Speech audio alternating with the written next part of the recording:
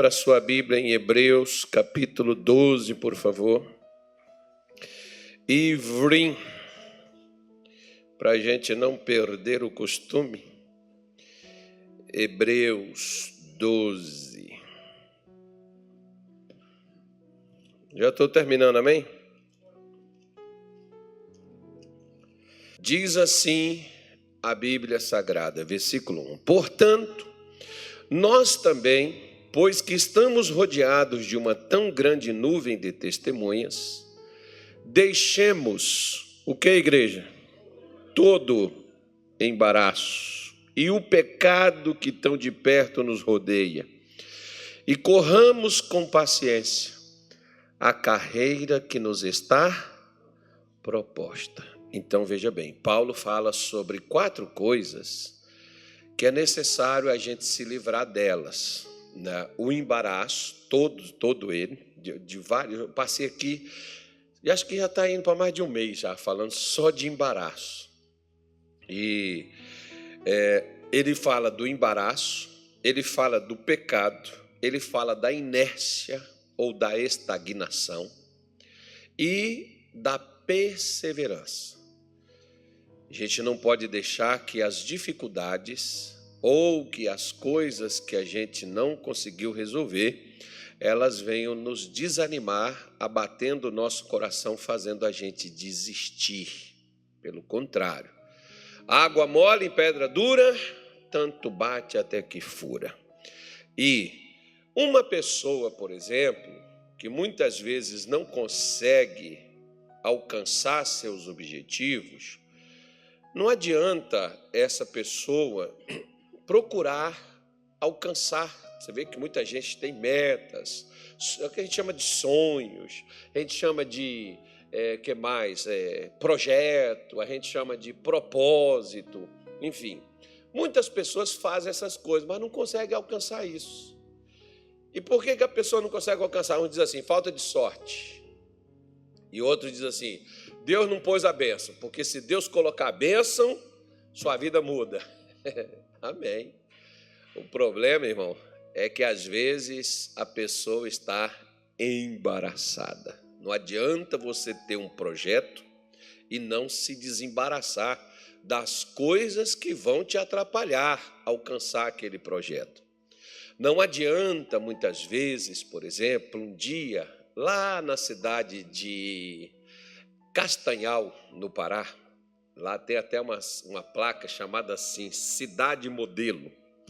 É uma cidade bonita, uma cidade boa, bem cuidada, tiveram prefeitos bons por lá, como em tantas outras cidades que também têm prefeitos bons. A cidade desenvolve, cresce, enfim. Lá nessa cidade, um dia eu fui num culto de segunda-feira, pedido de um pastor nosso. Ele fez uma campanha, uma reunião para me pregar numa reunião de prosperidade. E eu cheguei lá e fui pregar nesse livro aqui de Hebreus mesmo, mas não esse capítulo, nem esse versículo aqui, mas uma outra parte dele, onde Deus fala sobre o cidadão, filho do Jacó, o Esaú, que foi impedido de receber a bênção, porque ele foi profano, né? E foi prostituto.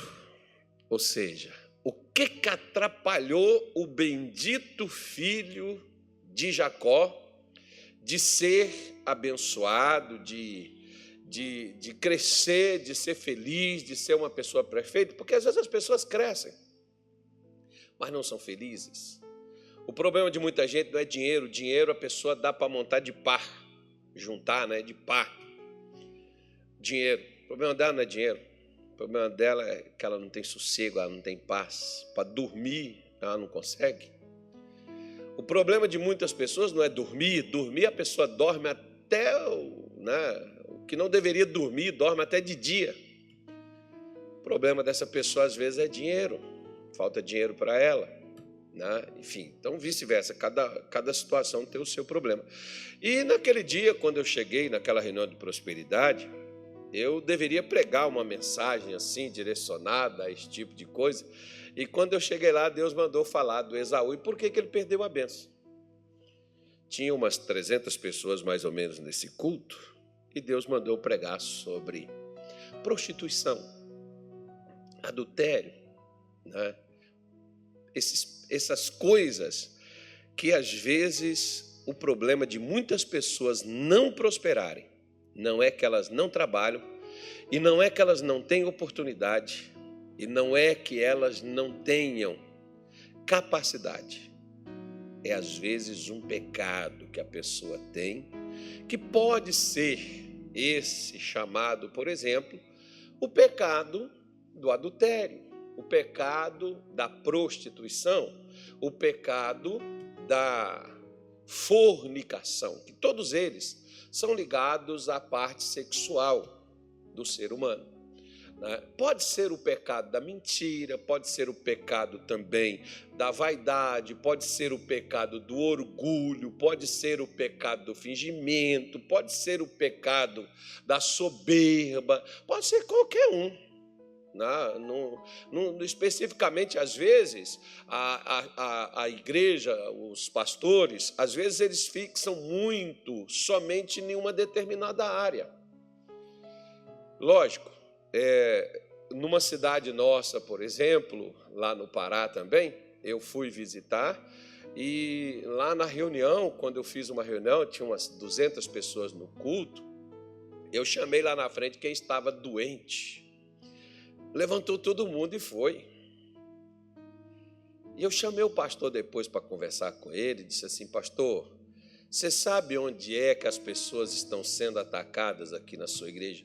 Ah, pastor, nosso pessoal aqui, o povo aqui é muito pobre. E não é, a cidade não é uma cidade pobre, não. É uma cidade até boa, a Regiane é de lá. Eu não vou falar também onde que é, não. Só a Regiane vai saber que a Regiane é dessa. Sabe qual é a cidade da Regiane? Sabe não, né? Pois é, se você souber, então é essa cidade. Aí eu falei assim: pastor, o demônio que destrói as pessoas aqui não é o demônio da pobreza, é o demônio da doença. Você não viu todo mundo doente, rapaz? 200 pessoas no culto e todo mundo doente.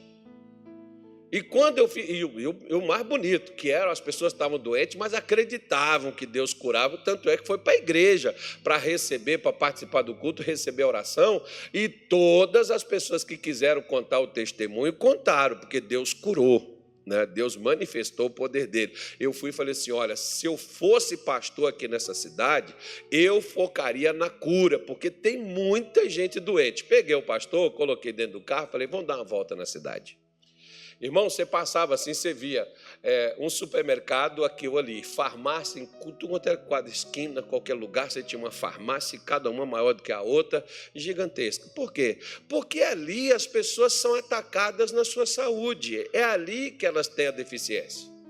Como tem aqueles locais que, às vezes, a questão, por exemplo, né, em cada lugar, o demônio atua de uma forma diferente, ou seja, o pecado é diferente, mas é pecado da mesma maneira. Tem lugar que, às vezes, é uma prostituição assim, Deus amado, Jesus do céu. Né?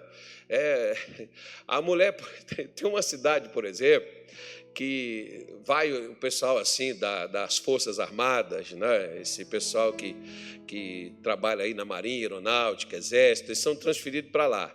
Irmão, eles chegam lá com as suas mulheres. As mulheres depois voltam para suas terras sozinhas, porque os caras já entrando beilou com outra para lá. E o cara, onde, se não tiver Jesus, não tiver Deus no coração, o casamento acaba mesmo.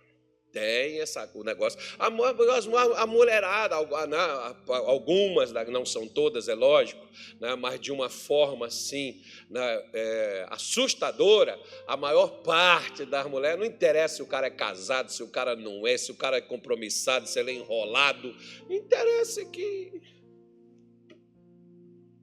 fica com o cidadão. Quem conseguir mais leva. Ou seja, né, parece a promoção. Está em promoção, vou levar. Mas é uma realidade. Tem lugar que às vezes é a desonestidade. Às vezes a pessoa ela é tão desonesta que ela pode a trabalhar com você de uma forma honesta, ganhar R$1.000. Mas se ela puder te roubar 100, ela prefere roubar você 100 do que trabalhar para ganhar os 1.000 que ela pode ganhar. Então, de várias maneiras, os demônios trabalham em vários locais. A gente que tem que identificar, às vezes tem aquele ponto assim, por exemplo, no nosso Brasil, se a gente mapear, você vai ver, cada lugar, as pessoas sofrem de uma maneira diferente. Tem aquele local assim que as pessoas são vaidosas, as pessoas parecem que elas não vão morrer. Um dia eu vi uma frase no cemitério lá em São Gonçalo, no Rio de Janeiro, que eu achei interessante, eu nunca mais esqueci. Isso foi em 1999, quando eu fui lá fazer um velório, e na entrada desse cemitério lá estava escrita assim uma frase: aqui todos se tornam iguais, ricos e pobres, brancos e negros. Ou seja, todo mundo lá se torna o quê? Defunto. Se torna pó. Vai para o pó. É rico? Pó. É pobre? Pó. É preto? Pó. É branco? Pó. Mas todo mundo se torna igual. Mas às vezes tem aquelas pessoas assim que elas são tão orgulhosas, soberbas, arrogantes, que elas acham assim que elas são melhores do que as outras. Então, em cada local, as coisas atuam de uma forma diferente. Então, quando Deus disse assim para mim, fala hoje sobre, ao invés de você falar sobre prosperidade, negócios, eu quero que você fale sobre pecado. Eu podia falar sobre cura, libertação, eu podia falar sobre várias coisas. E Deus mandou falar sobre pecado. Nossa, é deselegante demais você falar sobre pecado. E eu estou pregando e estou falando, enfim. Terminou, eu fui e falei, olha, agora eu vou fazer uma oração por todo mundo que estiver doente. Quem está doente? Várias pessoas foram lá na frente. Falei, vem cá que eu vou orar por você que está doente. Jesus curou. E depois, passado um tempo, teve um camarada que ele ligou para mim. Ele era um empresário, ele estava falindo. Ele estava no culto, naquele dia que eu fui lá. Ele estava traindo a esposa dele, vivendo naquele pecado. Se foi só ele, então foi por ele aquele culto lá naquele dia. Ele depois me conta que ele larga aquela vida que ele estava nela, a empresa dele levanta, a vida dele equilibra e aquilo que ele ia perder, fez foi aumentar, fez foi crescer, fez foi prosperar. O que era o problema dele? Era dinheiro? Não. O problema dele não era dinheiro. O problema dele era a prostituição que o atrapalhava. Assim como tem pessoas que o problema delas é esse aqui, quer ver? Bora lá. Juízes capítulo 6. Quando eu estava em Timóteo, Minas Gerais, nossa, já eu estou rodado igual, rodei demais, né? Tá doido. Já chega, acho que eu vou aposentar, ficar igual você. Eu fiquei sabendo, vou confirmar com um advogado aí que eu estou me aposentando, Ana. Aposentar, eu vou me embora para Minas Gerais. Chega, não quero mais não. Já dá. Vou aposentar.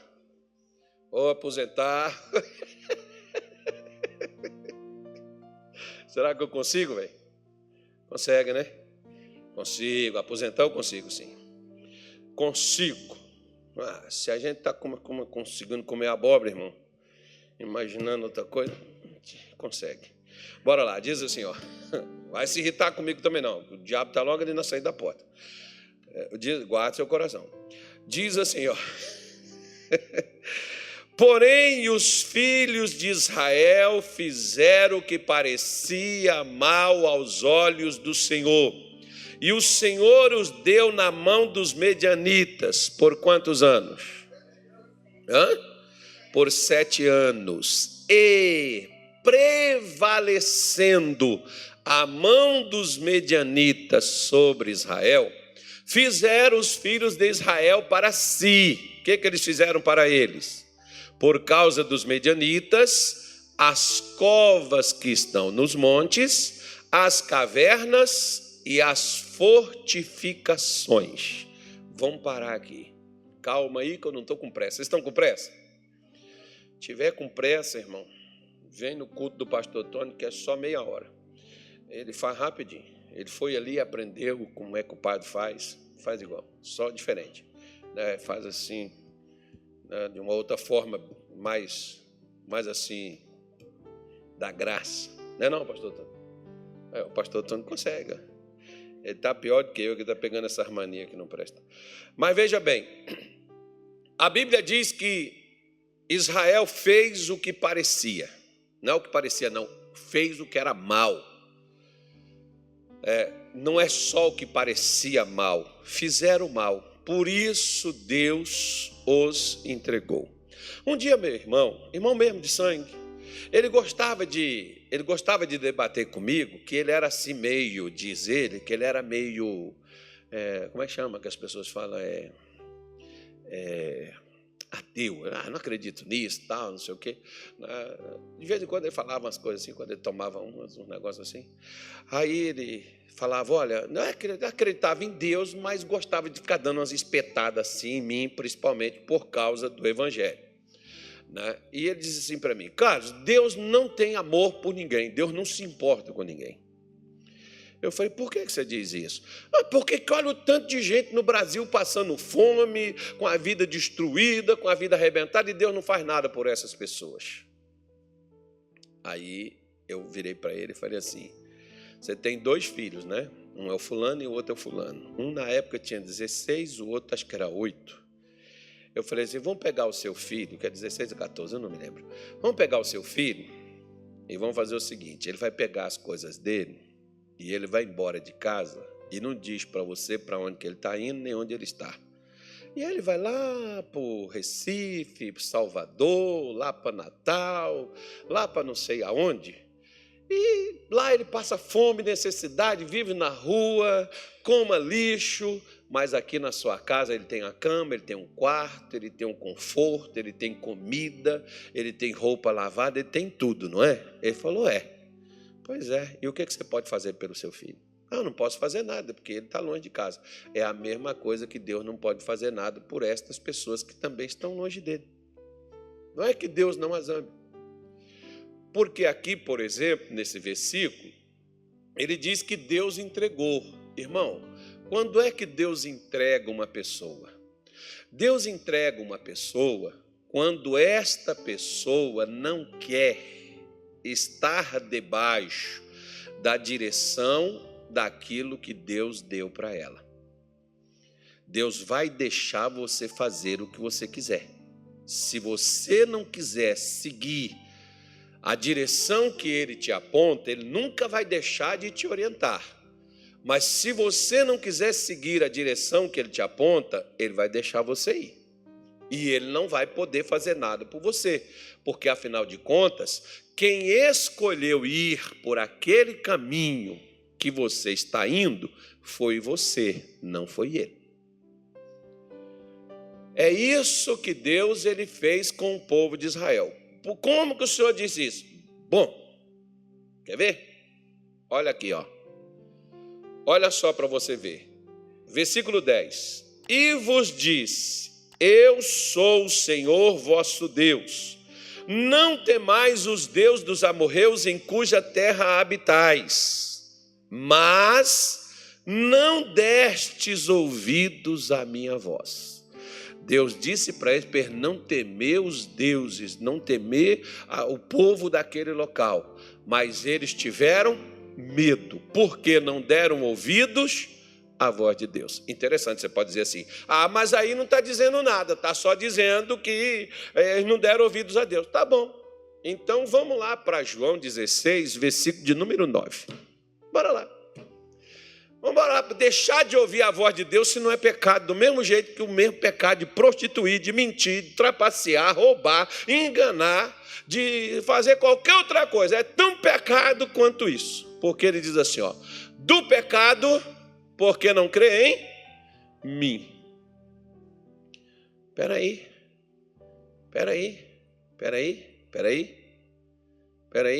Volta no versículo 8, por favor. Quando ele vier, convencerá o mundo do quê?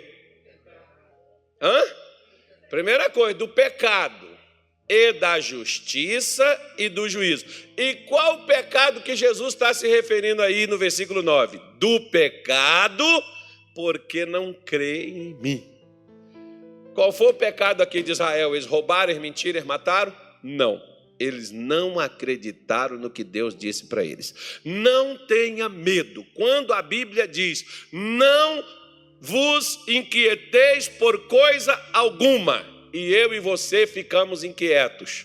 Você pode estar orando, você pode estar jejuando, você pode estar vindo na igreja. Deus não vai poder fazer nada por você. Por quê? Deus disse para você não ficar inquieto. E por que você está inquieto?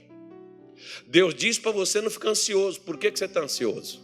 Mas é porque se a gente não tiver no controle da vida, no controle da vida está Deus, irmão. Os discípulos, por exemplo, queriam controlar o barco. Jesus estava lá deitado dormindo, mas eles não descansaram enquanto Jesus não levantou e repreendeu. Eles acharam até que o barco afundaria com Jesus no meio. Repita assim comigo: o barco que Jesus está, o diabo jamais vai afundar. Então vira para o teu vizinho e fala assim: Jesus está na sua vida? Se ele tiver, não te preocupa, porque Satanás não vai te destruir. Ele vai tentar. Agora, se você ficar com medo, se você não der ouvidos a Deus, você está pecando. Pecar é errar o alvo, é errar o objetivo, é errar a direção. As pessoas pensam que pecar é só prostituir, matar, roubar, mentir. Não, Jesus está dizendo aí, o pecado porque não crê. Se eu não creio no que Jesus fala, eu não faço. E se eu não faço, Jesus também nada vai fazer por mim, porque eu não creio mesmo. Tem gente que às vezes briga com Deus: Senhor, porque eu estou na tua casa, porque eu fiz isso, eu fiz aquilo. De que adianta você estar na igreja, você fazer isso, você fazer aquilo, sem acreditar que aquilo é o certo a ser feito? E depois você querer jogar na cara de Deus, quando na realidade você está fazendo algo para ver se acontece alguma coisa. Você não tem que fazer para ver se vai acontecer, você só tem que fazer, meu irmão. E confiar que vai dar, porque se foi Deus que mandou você ir para a direita, na direita vai ter uma passagem. Não, mas é que eu me deparei com um muro. Deus vai derrubar ele, ou vai fazer você passar por cima. Quando Deus mandou Moisés mudar o curso de onde Moisés estava indo por um caminho, que 11 dias Israel estava na terra de Canaã. Aí Deus manda ele passar por outro. Moisés sabia que ia dar no mar vermelho, mas ele foi. E o que Deus fez? Abriu o mar. Fez vencer as adversidades que estavam naquele caminho. Se você vai no caminho que você escolheu, em outras palavras, olha para cá, te vira. Por quê, pastor? Porque Deus não vai com você para onde você está indo. Eu sempre falo assim, não fica na internet alimentando muitas vezes gente rebelde. Tem gente, por exemplo, na internet que mete o porrete aí nas igrejas, em pregador, aí que você não sabe o que aconteceu internamente. A pessoa sai, fala um monte de besteira, fala um monte de coisa, quando a própria Bíblia diz para a gente não falar mal uns dos outros. Quando a gente está falando mal uns dos outros, a gente já está com um problema. Aí a pessoa vai lá falar mal. Aí o outro chega lá e diz assim: olha, meu fulano, Deus é contigo por onde você for. Não, Deus é comigo por onde Ele mandou ir. Se eu estou indo, foi Ele que mandou, Ele vai ser. Agora Ele não é comigo só porque eu sou evangélico e carrego uma Bíblia e professo uma fé em Cristo. Ele é comigo se Ele mandou eu ir para onde eu estou indo. Se Ele não me mandou ir para onde eu estou indo, não fica com esse jargão: o Senhor é meu pastor e nada me faltará, porque vai faltar. Por quê? Porque Ele não mandou ir. Olha o versículo lá para você ver, por exemplo, que Deus diz para eles não temerem, mas eles não deram ouvidos a Deus, eles não creram em Deus. E o que diz o versículo 2 de Juízes 6? E prevalecendo contra eles a mão dos medianitas. Não é o que está escrito na sua Bíblia aí, Juízes 6, versículo 2? E prevalecendo a mão dos medianitas. Quando a Bíblia fala de mão, ela está falando de espírito. Você sabia que tem um espírito de miséria, por exemplo? Sabia? A pessoa que tem um espírito de miséria, irmão, o pastor, põe um óleo na minha cabeça. Graças a Deus, se pudesse resolver assim, eu te daria óleo, água, farinha, açúcar, pano. Oraria na sua cabeça. Mas você quer vencer a miséria? Faça o que Deus manda. Você quer vencer a doença? Olha aquela mulher do fluxo de sangue, 12 anos, doente, perdeu tudo com os médicos. Tratamento que ela estava fazendo. O dia que ela ouviu falar de Jesus, ela reúne suas forças e ela vai aonde? Ela vai atrás de Jesus. Interessante. Por que ela ficou curada? Só porque ela foi? Não, Jesus disse assim: filha, a tua fé te salvou. Ela tentou usar o dinheiro para salvar ela, né? O dinheiro salvou ela? Não, ela perdeu tudo. A fé dela era no dinheiro. A fé dela era no que ela tinha. Como às vezes a fé de muitas pessoas está na capacidade deles. Tem gente, irmão, culto. Tem gente capacitada, estudado. Tem gente, né, cheio de curso, cheio de inteligência. Mas, meu amigo, às vezes tão cheio de si também. E vazio de Deus. Né? E às vezes, como aqui, por exemplo, diz a Bíblia que prevaleceu contra eles a mão dos medianitas. Às vezes, por exemplo, lembra daquela mulher lá de Lucas 13, a mulher que Jesus chamou ela filha de Abraão? O que ela tinha? Ela estava na sinagoga. Ela tinha um espírito. Qual espírito que ela tinha? E que ela ia na sinagoga, que ela não podia erguer, ela não podia endireitar, ela não podia levantar. Qual é o espírito que aquela mulher tinha? O espírito de quê? Qual é o espírito que ela tinha, gente? Um espírito de enfermidade, um espírito de doença. Já viu aquelas pessoas que têm uma doença que ela não consegue de jeito nenhum, não tem remédio, não tem cirurgia, não tem tratamento, não tem nada que cura, não tem nada que ameniza, não tem nada que passa, não tem nada que muda. Eu tive um camarada uma vez que eu visitei ele várias vezes no hospital. Você sabe como é que a dor dele passava? Quando eu chegava lá e orava por ele. Não tinha aquele negócio que eles usam lá em último estágio de dor para as pessoas, morfina, aquele outro negócio, tem outra coisa também, eu esqueci o nome. Aplicava no camarada, passava 10 minutos, o cara está lá gemendo de dor, a esposa dele pegava, pastor, aí eu falei, minha filha, vamos fazer o seguinte, às vezes eu não posso vir, ele fica aqui sofrendo. Pega o telefone, liga para mim, pode ser qualquer hora.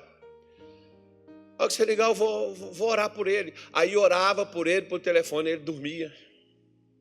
Aí ele descansava, aí ele parava. Porque o remédio não dava efeito na vida dele. Porque às vezes tem algo, por exemplo, né, aquelas pessoas falam assim, pastor, nada para mim dá certo. Né? Quando a pessoa diz nada dá certo, é um azar que a pessoa carrega. Né? Não, às vezes é um espírito que prevalece contra você nessa área. Para quê? Para nada dar certo para você. É muito mais do que simplesmente dificuldades que você enfrenta.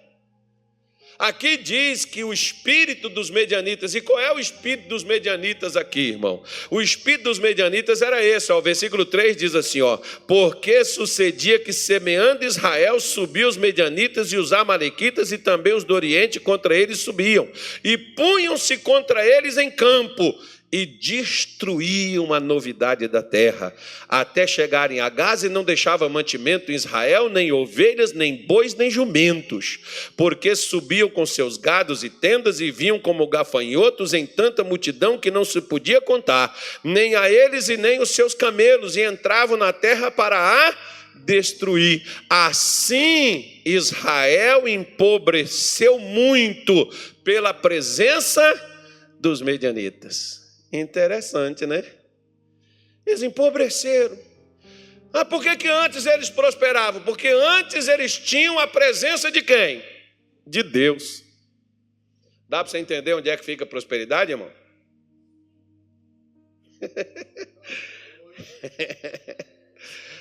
Quando eles tinham a presença de Deus, eles plantavam, eles colhiam, as vacas davam crias, os cavalos produziam, as coisas se moviam, a coisa andava, né? O que eles faziam, eles conseguiam resultados, eles plantavam, dava frutos, né? As coisas fluem naturalmente quando Deus está presente. Agora, quando Deus não está presente, irmão, tudo que você fizer, você até faz, como aqui, por exemplo, eles plantavam. Na hora que chegava, olha, que legal, já viu aquelas pessoas lá em Minas Gerais? Eu estou rindo porque Minas Gerais, é Minas Gerais, né, irmão? Minas Gerais tinha umas expressões assim que o camarada dizia assim, o camarada diz assim, pastor, chega assim, alguém já falou com você assim,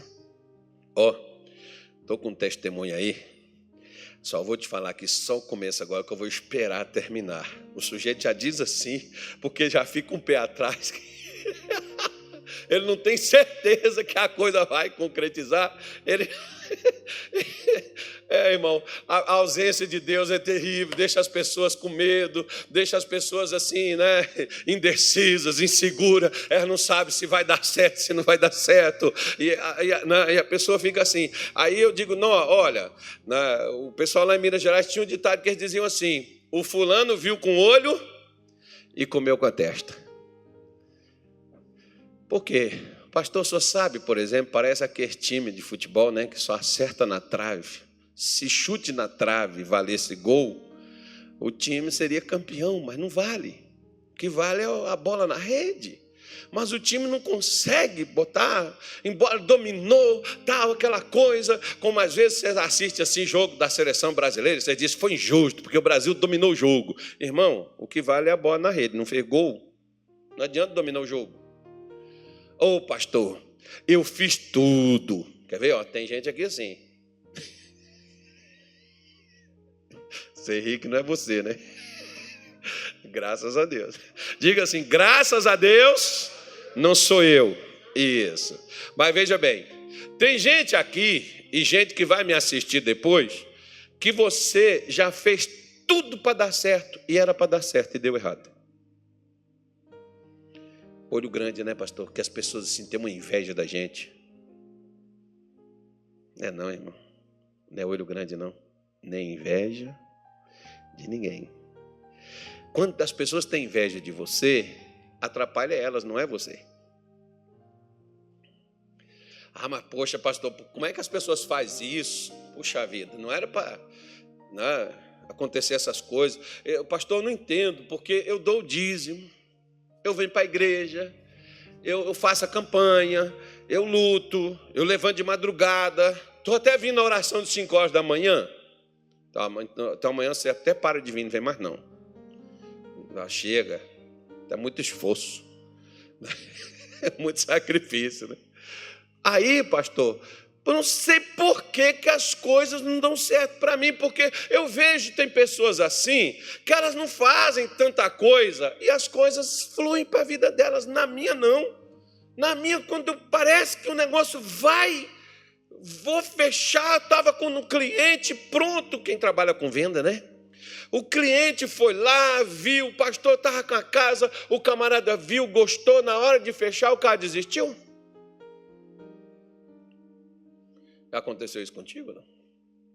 Ou ia vender o carro, puxa, já tinha até visto o outro, queria comprar um outro, ia vender o meu, dar entrada, pagar o outro, já estava tudo certo, o outro lá que eu ia comprar, já tinha fechado com um camarada, aí o cara que ia comprar meu carro desistiu. Pastor, o doutor falou comigo, toma esse remédio aqui, olha, porque isso aqui é batata. 7 comprimidos desse, 7 bezetacil, acabou. Já tomei 16 e a dor não passou, o negócio não. Os outros dizem assim, eu não sei nem se dá para tomar 16 bezetacil, né, irmão? Mas ainda bem que eu não sou seu médico, hein? Bem, e o negócio, pastor, que eu estou com essa luta, já tem 1 ano, já tem 2, já tem 10, já tem... Talvez você está igual aquela mulher, já tem 18 anos...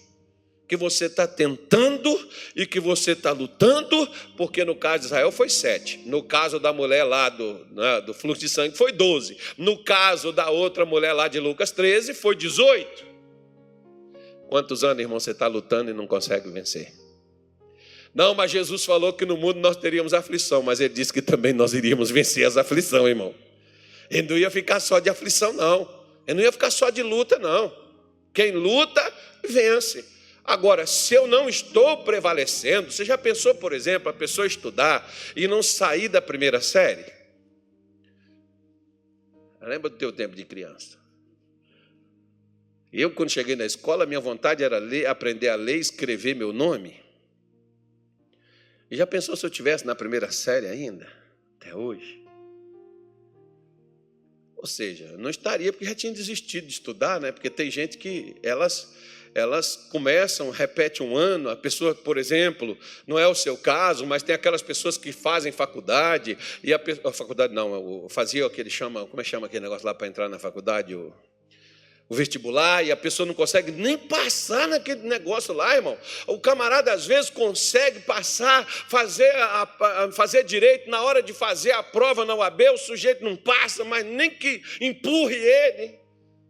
E a pessoa vai ficando com aquela situação, aquela adversidade, aquela luta. Diga assim, graças a Deus, não é comigo. Mas tem mulher que está lutando com o marido já faz anos. Casamento, filho. Ô, pastor, eu estou na igreja aqui 20 anos, tenho lutado com meu filho não muda, meu filho não transforma, meu filho parece que eu não sei o que é que eu faço, eu já entreguei na mão de Deus, já passou o pastor fulano aqui, já orou, já foi lá na minha casa, já falei com o missionário, já falei com o pastor Jaime de Amorim, eu já falei com o pastor fulano, pastor Beltrano, pastor Edilson, vai lá na minha casa agora. Vai lá, pastor Edilson, dá uma força, ajuda. Poxa, entra nessa lista aí. Às vezes, irmão, eu não quero entrar na lista do SPC, eu também não quero entrar na lista dos fracassados. Por quê? Porque às vezes, você está lutando. Mas de que forma? Da sua maneira. Eu já falei com vocês, 2008 foi um ano muito ruim na minha vida. Se você um dia me perguntar assim, qual foi o pior ano da sua vida? 2008, desde que eu me entendo por gente. 2008, foi o pior ano. Nesse ano, eu pensei em desistir de tudo, largar tudo, eu formalizei tudinho, irmão. Aí eu falei assim, eu vou fazer uma despedida. Eu não ia morrer, não ia suicidar, não, mas eu ia chutar o pau da barraca, largar tudo para lá, que eu achei assim, eu estou desqualificado, não dá, não tem. Eu falei, eu vou acabar com tudo. Vou entregar ministério, parar com esse negócio de obra, pastor, esse troço. Não, eu vou ser só um crente, frequentar a igreja, não quero nem ser obreiro, para não estar.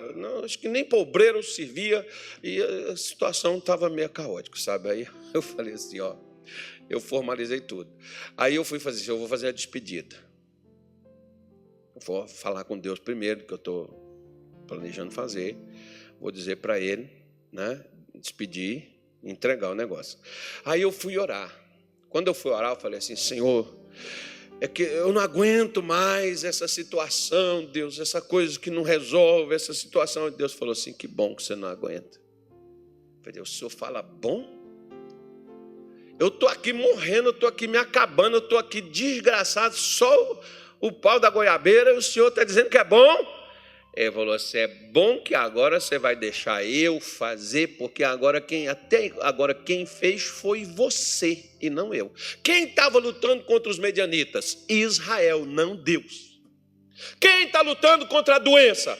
Às vezes é o doente. Quem está lutando contra a dificuldade financeira? É o microempresário, o trabalhador, o que quer crescer, o que quer aumentar a sua condição de renda. É esse cara que está lutando, não Deus. Quem que está lutando, por exemplo, você vê, o José, enquanto José lutou para alcançar seus sonhos, irmão, o lugar mais privilegiado que ele achou foi a cadeia, 2 anos em cana. Talvez você esteja da mesma forma. Aí ele está pedindo ajuda para um, está pedindo ajuda para outro. O dia que ele passou a pedir ajuda para Deus, Deus deu um sonho lá para o faraó, fez o copeiro lembrar do Zé, a coisa, meu amigo, olha para o vizinho e diz assim para ele, ouça rápido que dói menos. Resolve rápido.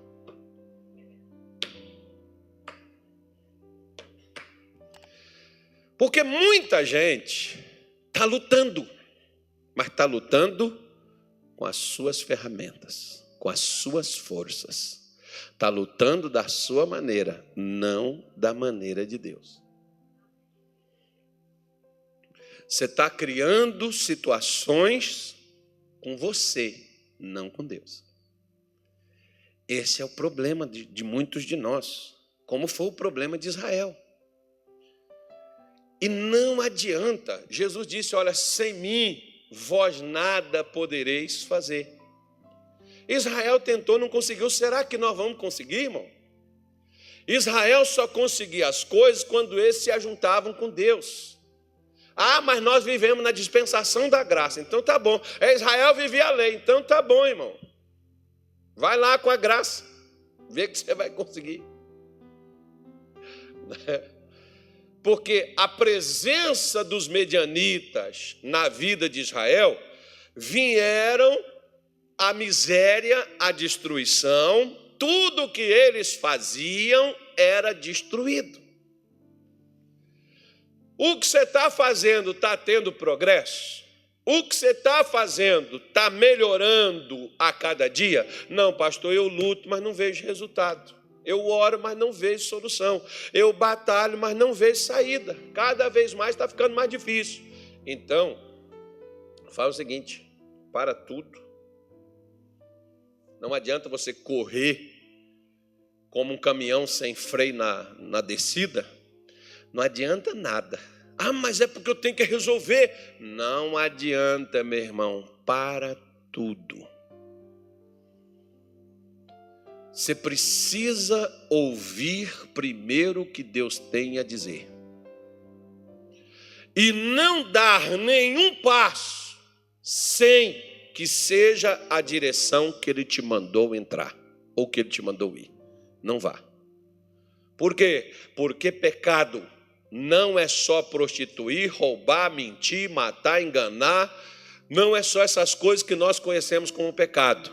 Um dos piores problemas, onde mais o povo de Deus no passado e o povo de Deus no presente, nos dias de hoje, está errando, é em não ouvir o Espírito Santo, em não ouvir a Deus. Porque lá no capítulo 2 de Jeremias, vamos lá para você ver, vamos pegar lá, né? Já que Salomão não, foi Paulo que falou, né? Paulo que falou que o pecado que está pertinho. Então você vê que é uma das coisas que está mais perto de nós. Jeremias capítulo 2. Eu estou falando de pecado que você não escuta por aí. Você só escuta por aí falar de adultério, prostituição, mentira, roubo. Não, então eu estou te falando de um pecado que é um costume e que foi uma coisa que destruiu o povo de Israel, né? E destruiu eles só por esta causa. Quer ver? Ó? Deus começa, eu quero começar com você primeiro aqui no versículo de número... Cadê onde eu estava vendo aqui, Jesus? Versículo 4. 2:4 diz assim: ouvi a palavra de quem? Ó casa de Jacó, e todas as famílias da casa de Israel. Assim diz o Senhor. O que é que o Senhor diz? Que injustiça acharam vossos pais em mim, para se afastarem de mim, indo após a vaidade e se tornando levianos. Deus está dizendo, onde foi que eu errei? Aponta qual é o meu erro. Quando Deus te faz ou me faz perguntas, e quando Ele fez perguntas no passado, Ele só queria dizer uma coisa: o erro não está nele. Quando Deus estiver te perguntando alguma coisa, Ele está te dizendo, o problema é você, não sou eu. Eu estou te perguntando para você cair na real, para você poder, né, cair em si. Lembra do filho pródigo? Eu estou aqui passando fome na casa de meu pai, os trabalhadores têm pão para comer. Foi ele mesmo que fez essa pergunta para ele. Por que ele caiu em si? Né? Por que ele abriu seus olhos? Então, você vê, por exemplo, que Deus pega e diz assim, olha, pula lá para o versículo de número 12, que diz assim, ó: espantai-vos disso, ó céus, nossos anjos, querubins, serafins, chama todo mundo. Ó céus, horrorizai-vos, ficai verdadeiramente desolados, diz o Senhor. Por que era para ficar desolado? Por que Deus está dizendo para o céu prestar atenção naquilo que ele ia dizer? Ele diz assim: porque o meu povo fez o quê? Duas maldades. Qual foi a maldade que eles fizeram? A mim me deixaram. Fazer o mal, meu irmão, não é só falar mal dos outros, não é só brigar com os outros, xingar os outros, desprezar os outros. Deixar a Deus é a maior maldade que o sujeito pode fazer, né? Deixaram o manancial de águas vivas e cavaram cisternas rotas, cisternas que não retêm as águas. Cavar cisternas rotas, procurar soluções à sua maneira, tentar resolver do seu jeito. Paulo, por exemplo, queria resolver de uma forma. Sabe como é que ele queria resolver? Perseguindo os crentes, botando em cadeia e matando. Como ele ajudou a segurar as vestes daqueles que apedrejaram Estevão. Era assim que ele queria resolver o problema. Deus tinha uma outra maneira. Trouxe Paulo para o lado de cá. Vou te mostrar como é que resolve esse negócio. Vem cá, vamos trabalhar junto, né? E ele diz assim, quer ver? Olha, onde é que está, meu Deus, aqui? Onde que a gente pulou o negócio aqui, eu fui perder. Ele diz: o meu povo fez duas maldades, a mim me deixaram, cavaram cisternas rotas que não retêm as águas. Acaso Israel é um servo ou um escravo nascido em casa? Por que, pois, veio a ser presa? Deus está falando, ele é um servo ou ele é um escravo? Ou por que eles passaram a ficar presos? Eles eram livres. O que aconteceu? E ele diz: os filhos de Leão bramaram sobre eles e levantaram a sua voz e puseram sua terra em assolação e as suas cidades se queimaram. Ninguém habita nelas. Até os filhos de Norfa e de Táfnis quebraram o alto da cabeça. Aqui tem uma coisa interessante, mas eu não vou falar hoje não. Eu vou falar depois. Aí ele diz assim, ó, versículo 17. Olha o perigo. Porventura, não procuras isso para ti mesmo, deixando o Senhor no tempo em que Ele te guia pelo caminho? Olha o que Deus está falando, ó. Por acaso, não é você mesmo que procurou, que trouxe, porque quem trouxe os medianitas não foi Deus, quem trouxe os medianitas foi Israel. Deus não vai trazer doença para a minha vida, nem demônio, nem destruição para a minha vida, nem para a sua, irmão, para fazer a gente ser crente. Quem traz isso somos nós mesmos com aquilo que nós fazemos. Somos nós que trazemos essas coisas com nossas atitudes. E que cada vez piora mais ainda. É melhor parar, né? Lembra da música do camarada? Sem a graça de Deus é impossível viver. Por mais que eu seja tão sábio ou poderoso aqui, eu dependo da graça de Deus para viver. Versículo 18.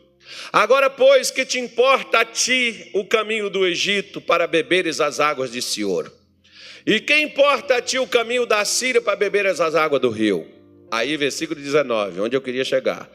A tua malícia te castigará, e as tuas apostasias te repreenderão.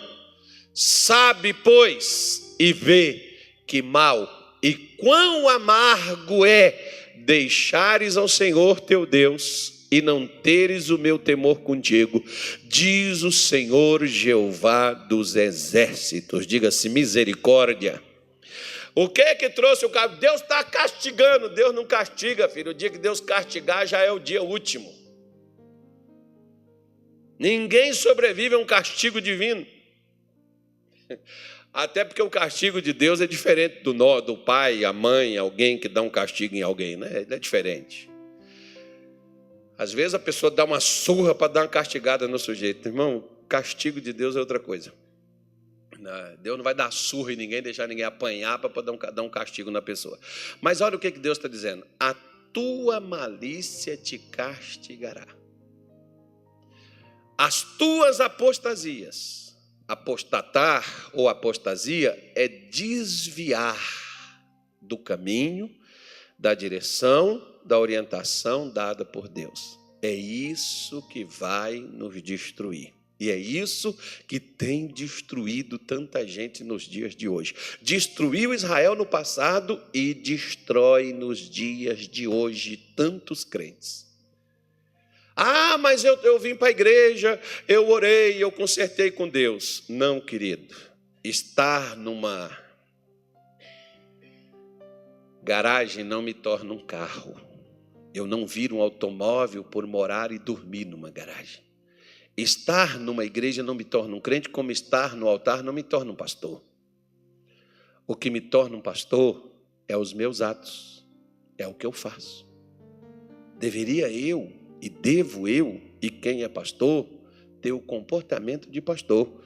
Como nós estamos na igreja não nos torna cristãos ou crentes ou evangélicos, mas estar em Cristo é que nos torna filhos de Deus e nos tornam crentes autênticos e verdadeiros. Tanto é que Paulo diz em 2 Coríntios 5,17: aquele que está em Cristo, nova criatura é, as coisas velhas passaram e eis que tudo se fez novo. Então coisa nova acontece e as coisas velhas passam, elas são deixadas de lado. E coisas novas começam a acontecer, e não são coisas novas ruins, são coisas novas boas. As coisas velhas ruins param de existir, e as coisas novas boas ganham a luz, ganham evidência, e passam a acontecer nas nossas vidas, na nossa casa, e a gente passa a viver de uma forma diferente. A primeira coisa, deixa eu te falar, quando Jesus entra na vida de uma pessoa, primeira coisa que Jesus muda, ele não tira nada do lugar, mas ele te dá uma coisa: ele te dá paz para enfrentar tudo, sabendo que em tudo você é mais do que vencedor.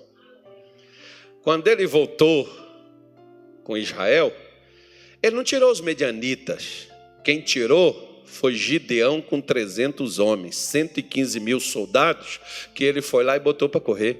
Deus não tirou, não.